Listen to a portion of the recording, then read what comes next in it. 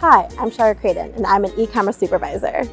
I started as a cashier and I worked in Nature's Market. I worked as a file clerk and then I became a lead floral and then I became an e-commerce supervisor.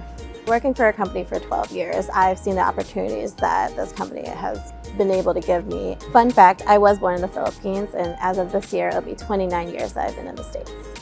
My heritage is really important to me because with my family being back home in the Philippines, the community that here in Toledo has been just so welcoming and we all feel like a big one happy family.